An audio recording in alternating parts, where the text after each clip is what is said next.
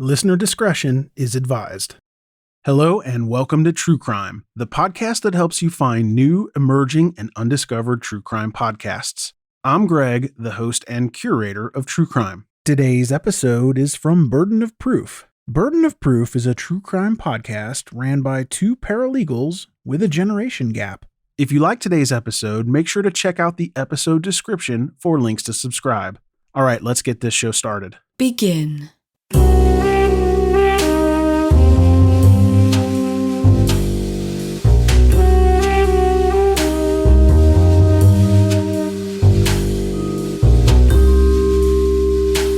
It's Saturday. Or Thursday. Hello. I'm Savannah. I'm Elysia. And this is Burden of Proof. One day I'm going to figure out something to say consistently. I mean, doesn't have to be complicated. Yeah, I can at least get the day right. I mean, it's Saturday for us, but it's Thursday for you guys. Hopefully you're listening on Thursday, but you're probably not. You can listen any day of the week that you'd like. We'll take listens any day. We will. I was just trying to explain to Elysia who the Migos are. I have no idea. Stay tuned on Patreon because I'm going to show her Migos and you're going to listen to her. My reaction. You're going to see her reaction to the Migos. Nice.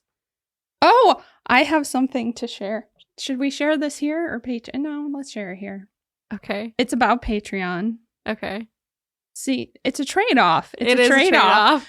Because I don't know who this rap group is, but Savannah sent me a text when she was preparing, setting up our Patreon site and said, oh, I did a cute thing with our audio video for the outtakes and it has a VHS tape on it.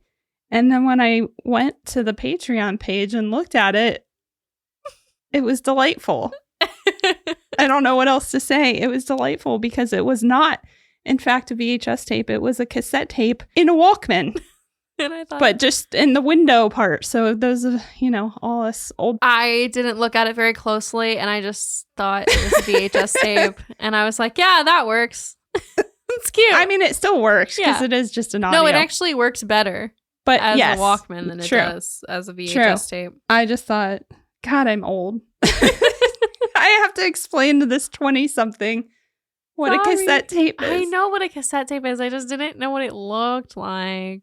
I mean, I know what a cassette tape looks like. I just feel like I didn't notice the difference. I wasn't looking. Okay, I was busy. Listen, Linda. It's fine. It was wonderful. It made my day. It was funny. The highlight of my day. It was good. Yeah. Even though it also made me feel old, it was hilarious. I loved it. Well, so I thought I'd share. There we go. Thank you to everybody that joined our Patreon. Yes, thank you. You guys are awesome. And stay tuned because, again, like I said, I'm going to show Elysia the Migos, so you'll have that to look forward to. This week, I don't think we have any upfront business. Nope. So, yeah, I think we can jump right in. Sounds good. We have another Florida case today. This was not listener recommended. This was Savannah recommended. I wanted to, so I did it. This case tends to kind of get forgotten about because it was really close to the Casey Anthony trial. And it happened in the same county. And it happened in the same courtroom as the Casey Anthony trial. So, we will talk at the end of the episode about how the two are kind of connected in my opinion. Okay. But throughout the episode, I want you, Elysia, and you as the listeners, to keep a really open mind. I am going to try and tell this tale as neutrally as possible. I am going to try and be Switzerland because a lot of the coverage of this case is biased one way or the other. Okay. And if we want to at the end, I can tell you my opinion, but not until the very end. You have to listen to it. Well, I mean, we usually try to do that, except in extreme cases. Right. So that makes sense. I just want you to be able to form your own opinion as we go through this. I also hope that this is a case that people haven't heard of before, because I hadn't heard of it, and it's fun. I have not, and I love to form opinions. So yeah, we're really opinionated people. I think it's fun when we do cases people haven't heard of. So I like doing that. So let's go to bright and sunny Orlando, Florida, which is where I will be tomorrow. James Robert Ward, who we will call Bob, was a self-made millionaire. He made his wealth in land development and real estate. And he and his family had it made. I mean, they had more money than anybody needs. Like, rich. They had multiple homes across the country. And the home that's in question in today's case is like the pièce de résistance. It's like the Holy Grail. It's this beautiful estate in Isleworth, which in Orlando is a big deal. It's a very exclusive community. It's most known for being the community that Tiger Woods had his famous car accident in, where he was found to be having his affair kind of thing. Yes. There are so many rich and famous people that live there. I think Shaq has a house there. I heard that, but didn't fact check it. So, don't take me to the bank on that one. But yeah. But we get the idea. Right. So they had a beautiful 8,800 square foot. I'm just going to call it a mansion. It was a mansion. Yeah. I mean, it had an elevator, so it was. I think you can classify it as a mansion. They had their home there. They had a private plane, which I don't know if they chartered or if they owned it, but they regularly took private flights. They had horses. The girls were in college at like big colleges. They were living it up. Okay. Bob had been married to his wife, Diane, for quite a long time, and they had two beautiful daughters, Sarah and Mallory, who were both athletes in college. Growing up, the girls were very close with their father, and one of their daughters had bonded with their mother over horses. Like, they were a really tight-knit family. Mm-hmm. Everything was perfect. Until it wasn't. Until the Great Recession. So, yep. A lot of you know, I'm sure, that in 2008, we had a lovely little real estate market crash. And as I mentioned, Bob and Diane had a lot of their money and a lot of their investments in real estate and land development and all of that fun stuff. Mm-hmm. So that was not good for them, of course. Yeah. The wealthy's loss was people like myself's gain, because that's Indeed. when my husband and I could afford to buy our first house because of the recession. So we're, Sorry, Bob. Sorry, Bob. Unfortunately, Bob sat his family down and explained to them that things were probably going to change a little bit. His company had filed for bankruptcy, and then it was announced that Bob and Diane were named in a lawsuit. So basically what had happened was... Bob's company was called Land Resource, and it filed for bankruptcy about a year before the incident, we'll call it. He was being sued by an insurance company that accused him of taking $20 million or more than $20 million from the sale of a lot of subdivisions that he was developing. The buildings were in Tennessee, or where he was building was in Tennessee, and this was all in 2007. The insurance company had issued bonds for the subdivision to be built, and Ward was supposed to be using the money to improve the subdivision or build it. I'm not sure exactly. Okay. But instead, they alleged that he used the money to pay off his personal debts and went on a spending spree. And that's when they are allegedly saying that he bought this 8,800 square foot mansion in Isleworth with this money. They say that they say that he paid off loans of nearly $2.5 million for 2 houses in Georgia, bought another house in Georgia, which was a $750,000 home in Georgia, and that he purchased several vehicles, including a $140,000 Mercedes-Benz sedan. I just That's a lot of money. So again, this lawsuit eventually gets dropped because of the kerfuffle. But I love that word so much. You know what other word I've been liking a lot recently? Hullabaloo. Yes. Yes, I've noticed that. I love that word. Yeah. That's goofy. We should bring back funny, silly words like kerfuffle and hullabaloo. Yes. Anyway. I agree. Anyway, so that's kind of where they were. That's what they were dealing with. They were going through a bankruptcy case. They were dealing with this lawsuit, and Diane was about to be deposed. That means that they were going to take her deposition. in a deposition is basically asking her questions under oath for a very loosey-goosey definition. Yeah. And they can then take those answers to a trial as evidence. Cool. Yes. So like I said, she was going to be deposed soon. And as they got closer and more involved in this lawsuit, Diane's daughters noticed a big change in her. She was increasingly distraught over the prospect of losing their privileged lifestyle that she had grown accustomed to. And despite Bob's optimism that they would land on her feet, she was really struggling with it.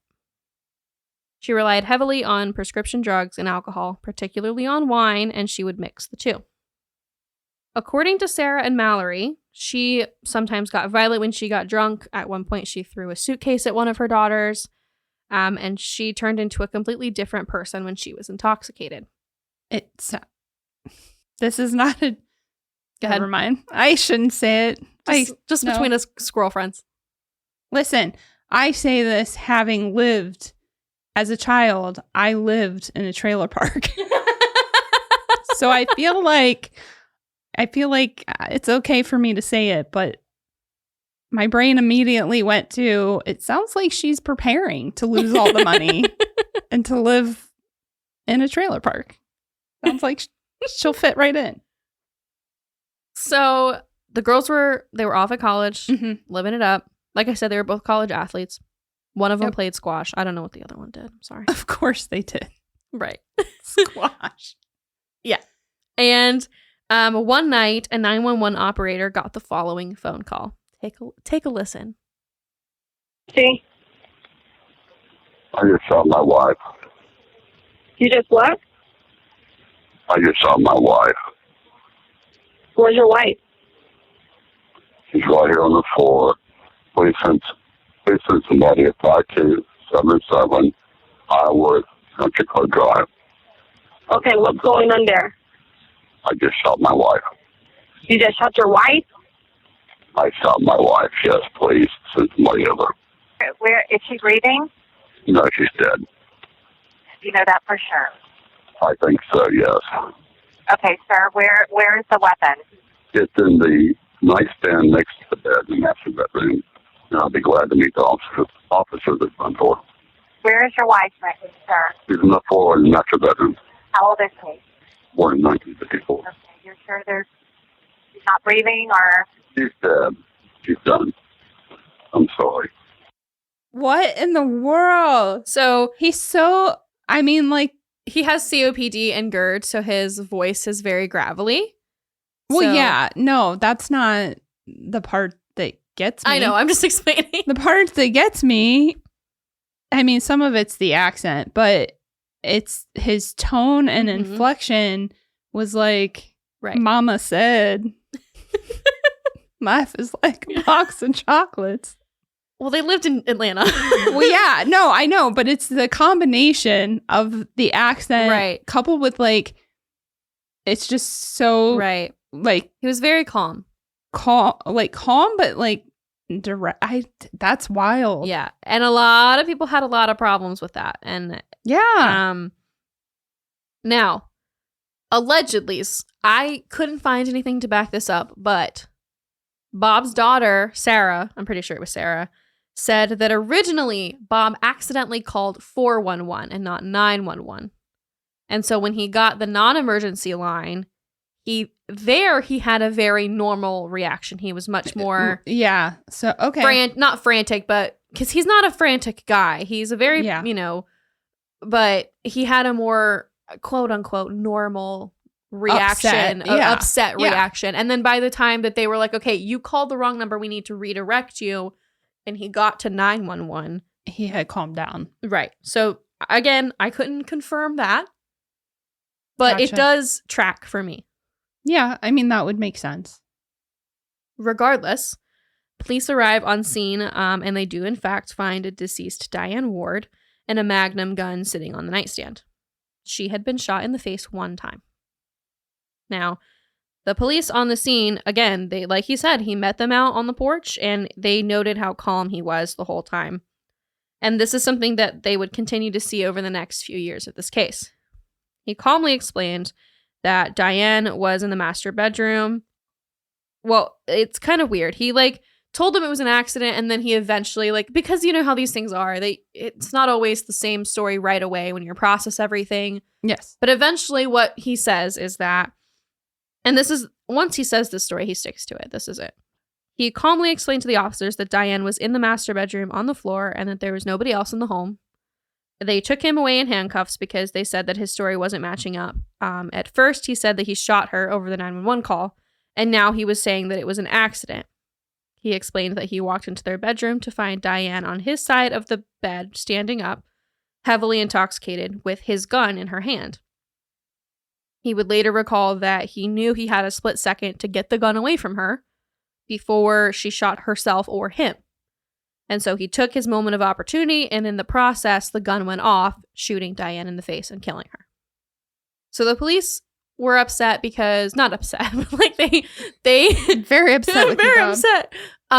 They were saying that his story didn't match, so they not arrested, but they took him into police custody because he said he shot her, and then now he's saying it was an accident, and like it was just kind of weird. So when he gets into police custody, several things kind of happen.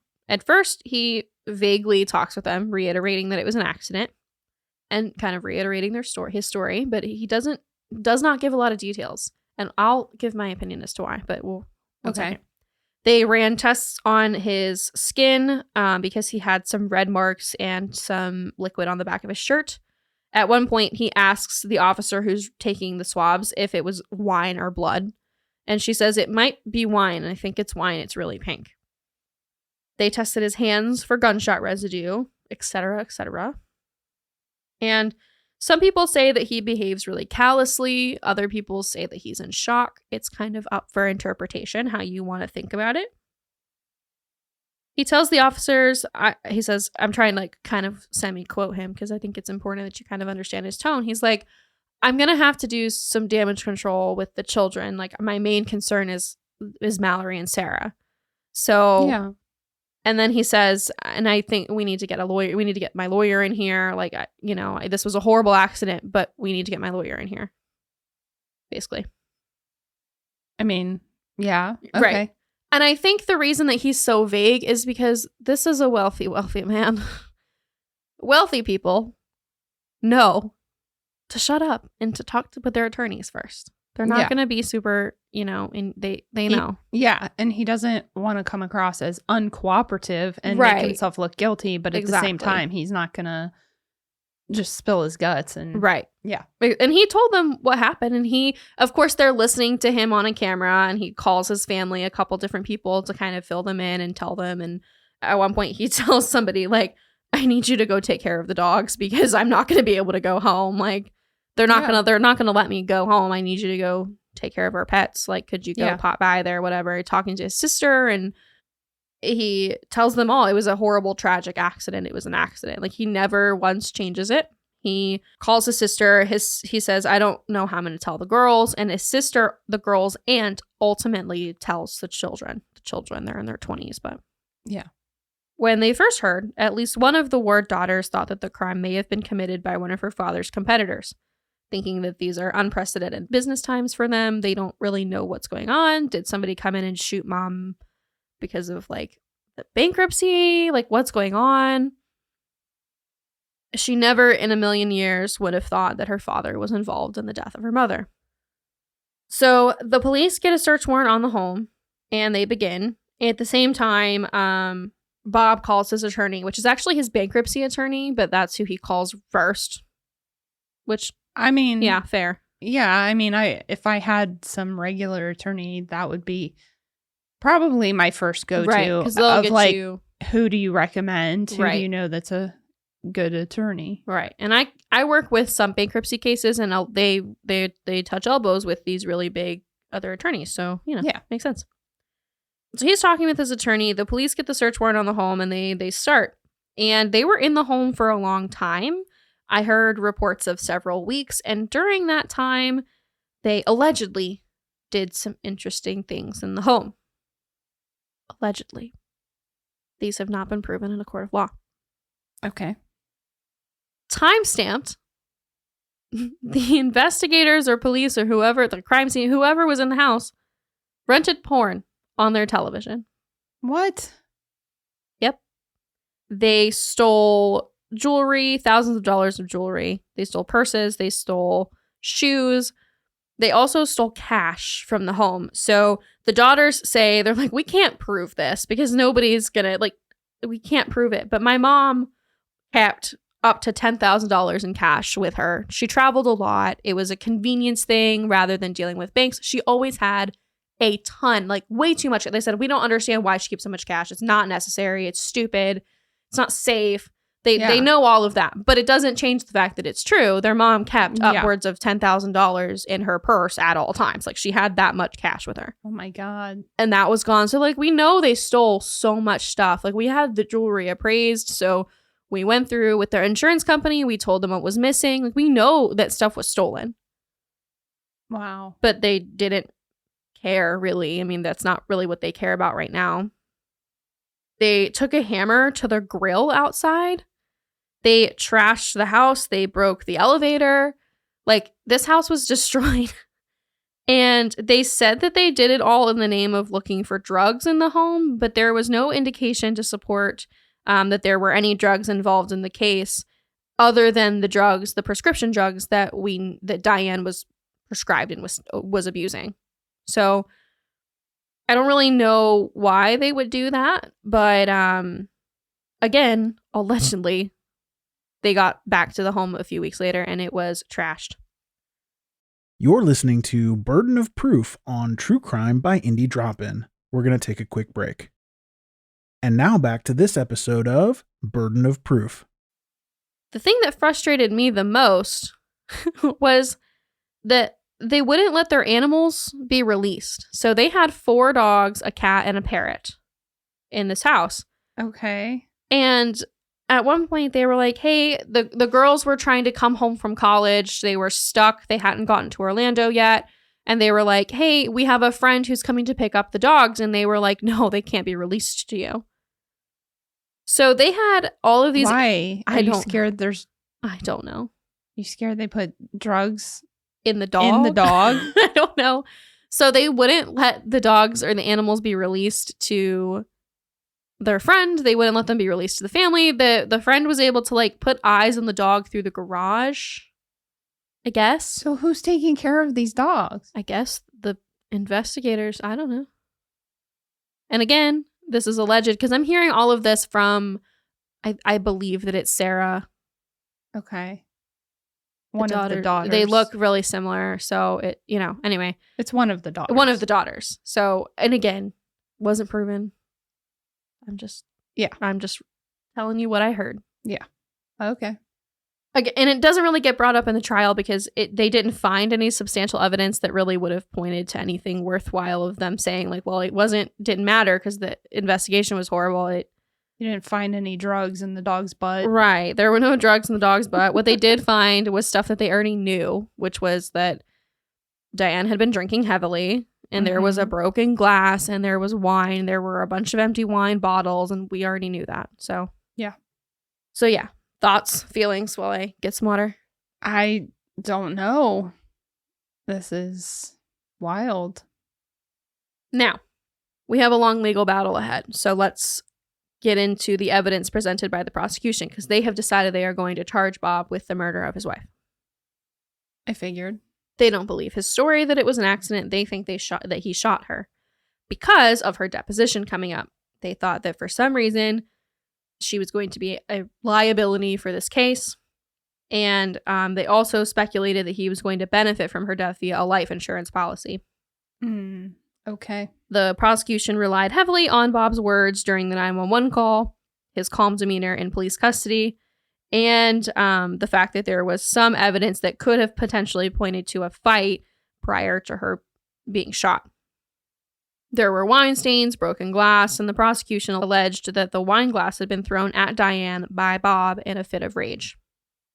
The defense brings some tangible evidence to the table, looking at the fingerprints on the gun and looking at the gunshot residue. So, like I said, they ran testing on his hands. There was no gunshot residue on Bob's hands at all.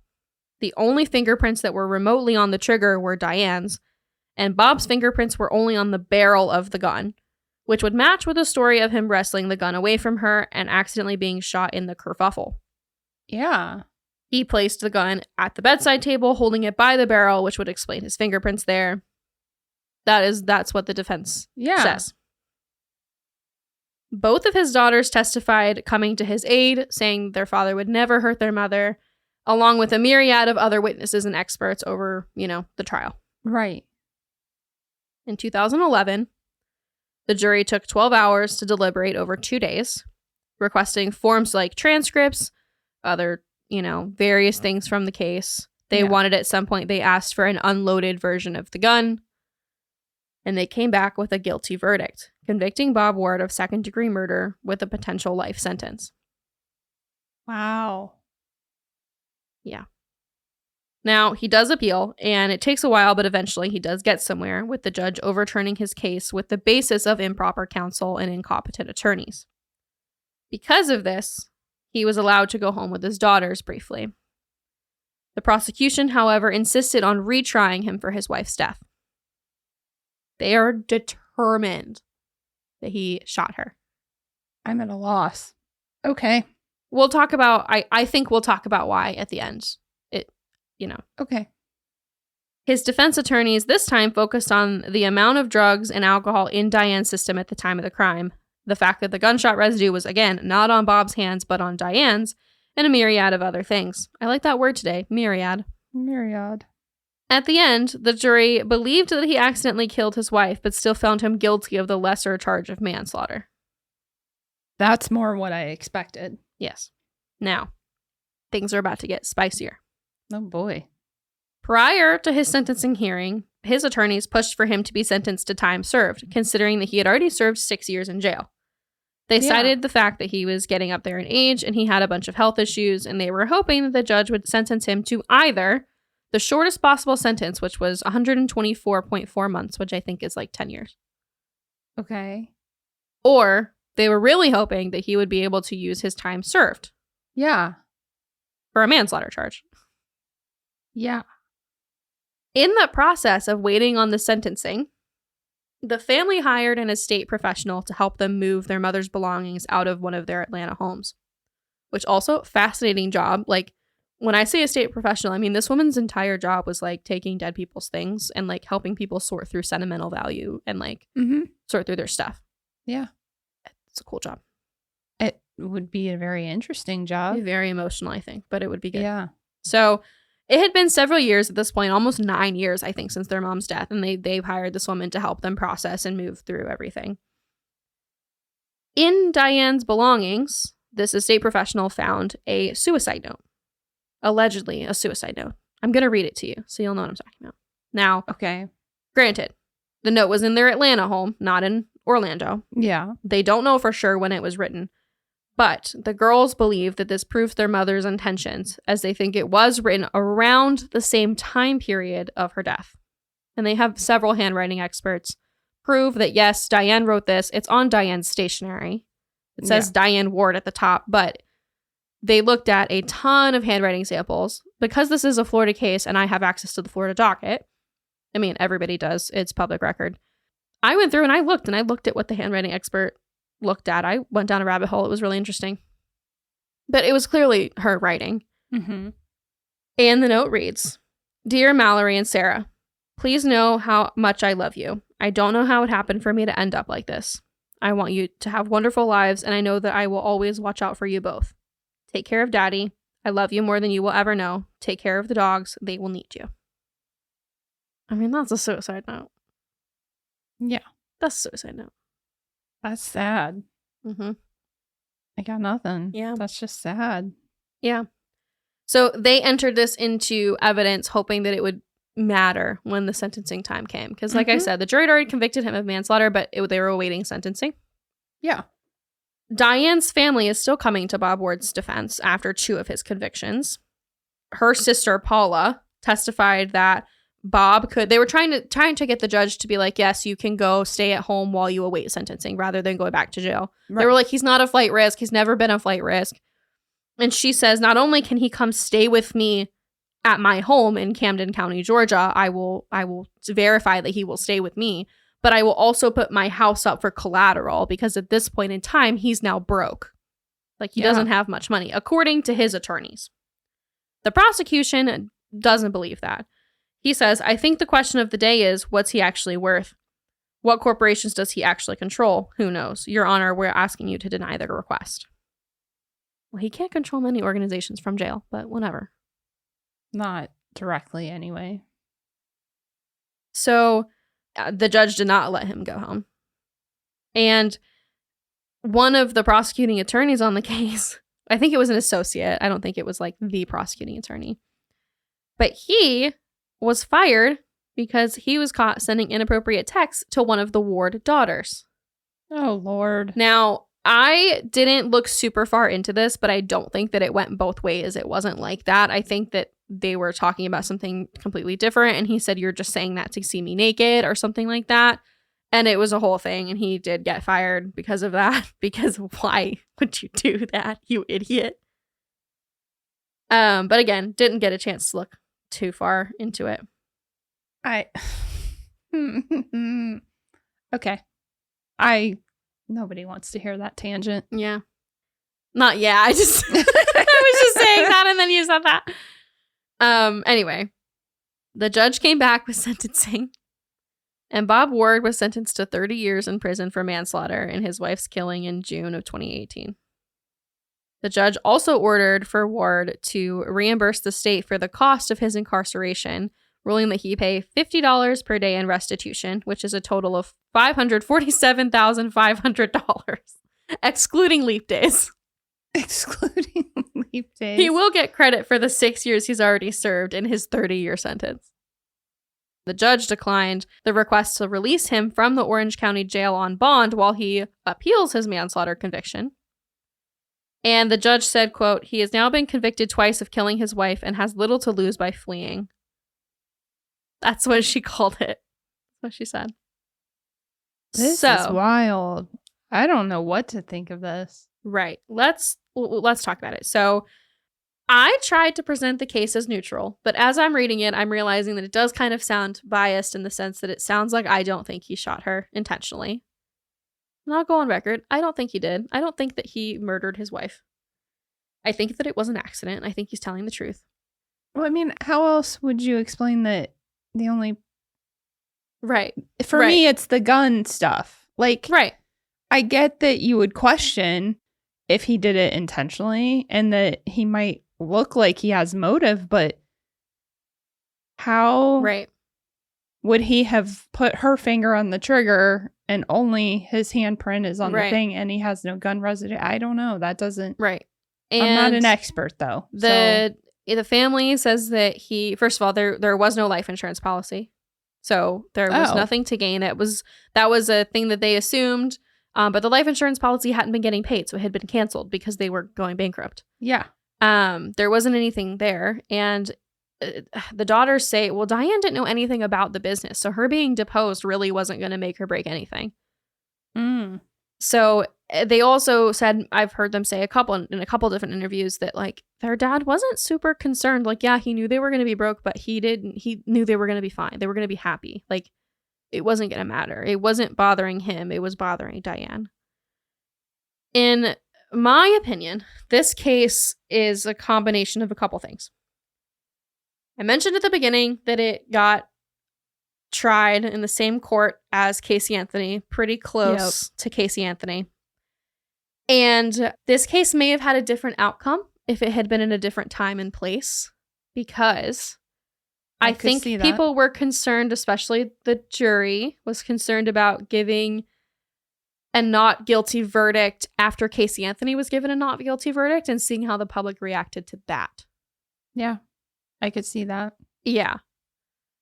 You know, it was also a really highly publicized case at the time, and they originally were trying to paint the family out as really spoiled, as, you know, this rich family, this rich man shot his wife, and it was a trial by media first before he actually was tried. And so I think that after Casey Anthony, they were a little bit concerned about rendering a verdict of not guilty. Now, I was not on the jury. I'm not going to pretend to know what the jurors thought. Just know that is my objective opinion. I don't disagree with your opinion, honestly. Because yeah. what would be the point? I don't know. People were put off by his behavior. They were put off by the fact that he was like joking around with his daughters in the courtroom, that he... Oh, well, that's just a stupid thing to do. Well, he was just being a dad. Like, No, I understand. Like, he's just being... But you are on trial, so... Right. Well, maybe don't be yourself too much.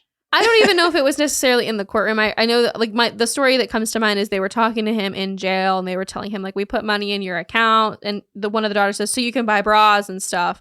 He says, oh yeah, I'll love that. Like, yeah, like they're making jokes with him, and it just really stands out to me that nobody in Diane's family thinks that he shot her. Oh, absolutely. Everybody thinks that it was an accident, except for even if the juries. Even if his daughters were on his side and believed him innocent, but her family was like, we don't know because they've had these problems. Right. We don't know about this. I might lean towards, well, I don't know. But from the sound of it. Right. And so now that we're talking about opinions, I'll talk about, I'm always scared to share my opinion, but I'll share my opinion on this. In hindsight, after the fact, the daughters have done interviews, and they, especially in this 2018 conviction, I think it was Mallory that had an outburst in the courtroom, screaming like, she tried to kill my dad, and now my dad's going to jail for killing her. Like, this is ridiculous, because they think that it could have been going that direction, that she was that intoxicated. Yeah. She had taken a lethal dose of her antidepressants and drank 4 bottles of wine that night. They found 4 empty bottles of wine. Yeah. And so the daughters were basically like, she was going to die anyway. And now we're also losing our father in this process. And a lot of people were very turned off by their phrasing of that, of her saying like, well, she was going to die anyway, and now we're losing our dad. And like, they were very put off. I feel like people who get put off by stuff like that have never actually experienced or lived with any of those things. They've never really experienced what it's like to live with somebody who is in active addiction, right, and acting out, and how toxic it can be and how it wears you down. Right. And regardless, I think it may just be a personality thing. And like, when she said it didn't faze me at all. I was just like, oh no, I get what you're saying. Now you're losing your dad. And to me, I don't think that that's being cold. I think it's just being they've realistic. Accepted the reality of it, is what it sounds like to me. Right. They accepted the reality that their mom was likely trying to kill herself with the pills and alcohol, not necessarily the gun. Maybe she was going to use the gun, or maybe she picked up the gun because she was mad at him and like, I'll take you out with me. Who knows? We don't know. And that is upsetting. And so I was fascinated by this case because I read the headline, Florida millionaire kills wife. I was like, well, tell me more. And then I just fell down this rabbit hole and looking at these like handwriting experts and all these people. And he's at Zephyr Hills Correctional Facility, still serving time. It's interesting for sure. I hate this case. I like it, but it's just... it's interesting. I'm always interested in cases that... Right. I don't think I would have been so upset by the manslaughter conviction if it didn't have such a heavy sentence on it, when I truly do think that it was an accident. After he served 6 years, I was thinking like, okay, well, if you don't feel comfortable saying not guilty, say guilty, and then he's served 6 years. So like he's done or almost done. Right. If you count time served. And while that still sucks, if indeed it was an accident, like what's done is done. And right. It also sucks because the family wasn't pushing for the prosecution to go after him. They didn't want this. The prosecution decided this. And again, I think a lot of it has to do with the time and the circumstances, and of perception of the public, this area at that time, which I understand. After I've done a lot of research on the Casey Anthony trial, you won't catch us talking about it. We're not going to cover it. Other than to say it happened. And this was the outcome. because we don't want to get sued. But I can totally see how they wouldn't want to be caught in a situation similar. I can't get over the house. Like, the house being Trashed. is one thing if you're searching for stuff, but stuff being stolen and the pornography thing is too much for me. Even one of the daughters was just like, I mean, I guess you're there late at night killing time, but like, don't do it on our TV. Did you do that in front of the dogs? Did you do it in front of the parrot? Like, can you imagine if oh no, if they came in and the parrot started like, this isn't a beach, bow, it's a chicka, bathtub. wow, wow. The parrot just going, this isn't a beach, it's a bathtub. I'm not a lifeguard.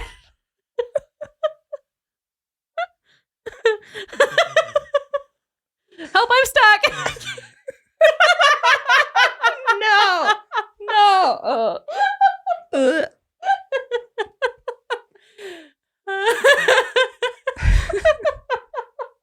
Terrible. Okay. Oh my gosh. So that is the Bob Ward story. I have your opinions. Yeah. I have mine. And I this is the other thing I wanted to say. I know that this has kind of been rambly at the end, but it's a lot of opinions.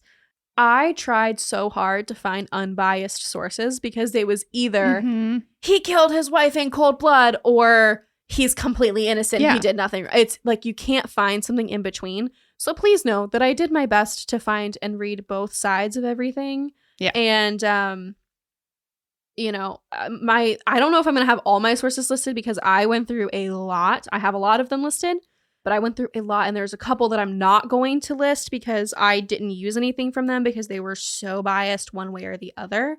Yeah. But just know that I tried to give it to you as plainly as possible. Fair. So whatever your opinion is after this, you can probably go on that. And share. Let us know. So let's do this. I think the emoji should be a parrot. Yeah. Regardless of what you think. I just think that it should be a parrot. I just think that's funny. Yeah. But if you want to let us know what you think, feel free. You can do it in comments. You can message us. You can do whatever. If you want to hear some of the tangents that Elysia cut out about her talking to a door-to-door salesman, you can check us out on Patreon. This episode is coming out halfway through February, which means we are gearing up for our February live stream. Woot woot. On Patreon. On Patreon. So if you're interested in that, check us out there. Yeah. And if you haven't already, we always appreciate the reviews, ratings, etc. on Apple and Spotify, especially because those are the two big guys. Yes. It helps us a lot. I wanted to say, and this is not in self-promotion, we had a hate comment a couple weeks ago on a YouTube video, and they called our music sexy, and I think they meant it in like a derogatory way, but I am taking that in full confidence. We have very sexy music, so. Sexy. I'm too sexy for my music. They didn't, in fairness though, that person did not realize that we aren't like a news podcast. We're a podcast. So once they were corrected by a very nice, and if you're listening, if you're the person who came to our defense on that, like, shout out to you. That warmed our hearts so you don't much. have a name on your YouTube primary account, or we would have shouted you out, but you know, it's just a series of letters and numbers, so we didn't do that. Because you did it in a very like specific way without like name calling or being overly hateful. Yeah, thank you for that. And we appreciate that. But yeah, that person who initially was like hating on us, they changed their tune very quickly once they were corrected and they understood the difference that we are not a news podcast. We do present facts, but we are going to give commentary and such. So. Right. And thanks for calling our music sexy. For those of you who don't know, who haven't been listening for a long time, I'm sure we've talked about it. It took Elysia and I forever to pick music.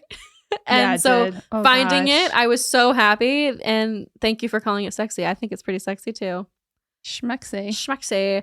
I think that is all. We hope you guys enjoyed. Yeah. Till next time. Till next week. Bye. Bye. Thanks for listening, guys. Find us on Instagram and TikTok at Burden of Proof Pod and email us at burdenofproofpod@gmail.com.